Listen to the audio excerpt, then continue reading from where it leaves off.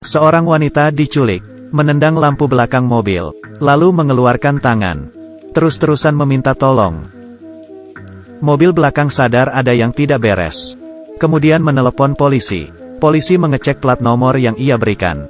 Tapi pemilik dari mobil itu tidak benar. Sepertinya para penculik itu menggunakan identitas palsu. Si penelepon yang baik hati menyusul.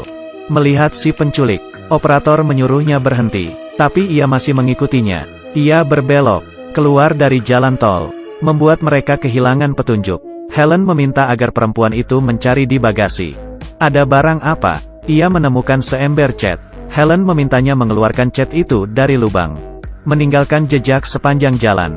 Dan pada waktu bersamaan membuat helikopter tahu. Mulai mencari orang di belakang mobil si penculik. Menyadari cat, tapi ia tidak sadar bahwa orang di depannya adalah seorang penculik. Dan memberitahunya soal cat yang bocor di bagasi. Si penculik panik dan keluar jalur. Ia membuka bagasi, berniat menyetrum si wanita lagi. Kali ini ada seorang yang lewat. Si penculik menggunakan obeng, mengancam si wanita agar tetap diam. Orang itu melihat si penculik panik, balik ke mobil dan menelepon polisi. Saat ia menelepon, si penculik menghancurkan jendela, memukuli orang itu, dan memasukkan dirinya bersama si wanita. Di dalam bagasi mobil, si wanita menangis dan memberitahu Helen. Si penculik mengganti mobil. Tapi belum sempat berbicara lagi. Si orang yang lewat itu bangun. Mulai berteriak. Ini membuat marah si penculik. Ia berhenti. Menusuk orang itu hingga mati. Lihat dengan matamu sendiri. Si wanita berkata dengan putus asa. Tapi Helen tidak mau menyerah.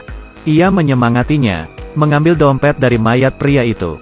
Melihat identitasnya, Helen berhasil menemukan plat nomornya. Pada saat yang bersamaan, polisi menemukan mobil yang ditinggalkan si penculik. Walau sidik jari yang ditinggalkan membuat mereka menemukan alamatnya, tapi istri si penculik sepertinya tidak tahu akan kasus penculikan ini. Polisi menemukan si penculik memiliki sebuah peternakan dan langsung menuju ke sana. Di lain sisi, si penculik sampai di pom bensin. Wanita itu cemas, memanjat ke tempat duduk belakang dari bagasi. Tapi ia hanya bisa merangkak separuh badan saja. Ia melambaikan tangan, berteriak agar staf membantu dirinya. Akhirnya disadari si staf. Ia menghampiri si penculik dengan pisau, sembari mencoba membuka pintu mobil. Tapi si penculik langsung mengincar dirinya, menyemprotkan dirinya dengan bensin. Si penculik melempar korek api, dan si staf terbakar. Ia membuka bagasi lagi, memukul si wanita. Helen kehilangan kontak dengannya, setelah beberapa saat sampai di peternakan. Saat ia mengeluarkan si wanita, melihat ia sudah menelepon selama 1,5 jam. Helen membuatnya menyerah. Jangan sakiti dia. Tapi si penculik berkata satu kalimat. Terlambat. Satu kata itu membuat Helen mengingat kejadian setengah tahun lalu. Seperti di layar, Helen menangis. Setengah tahun lalu, si penculik adalah seorang pembunuh yang mengincar wanita. Sorenya, polisi tiba di peternakan. Mereka mencari beberapa kali, tapi tidak menemukan jejak apa-apa. Si pembunuh gila menaruh wanita itu di meja operasi, membawa tabung oksigen, dan membuka baju, membuka sepatu, memutar lagu. Ia mulai mencuci kepala wanita itu. Di saat yang bersamaan Helen datang ke rumah si pembunuh. Dengan hati-hati, mencari, menemukan basemen tersembunyi. Ia ingin memanggil polisi, tapi handphonenya malah terjatuh. Di basemen tidak ada sinyal. Demi menyelamatkan wanita itu, Helen pelan-pelan menuruni tangga masuk. Dengan hati-hati mencari di ruangan, si pembunuh muncul. Helen langsung bersembunyi. Si pembunuh juga hilang. Ada darah di mana-mana. Helen bersembunyi di lemari dan tidak berani keluar. Melalui celah, ia melihat si pembunuh mengambil wig, menciumnya. Kali ini Helen sangat ketakutan. Itu bukan rambut palsu, tapi rambut orang sungguhan. Ternyata ia membunuh kakaknya. Dulu memiliki rambut pirang yang cantik. Kemudian tidak lama ia meninggal. Dan itu membuatnya mulai jadi pembunuh. Dan mengincar gadis pirang, mengoleksi rambut. Kali ini tampaknya ia berhasil menemukan Helen. Pelan-pelan menghampirinya.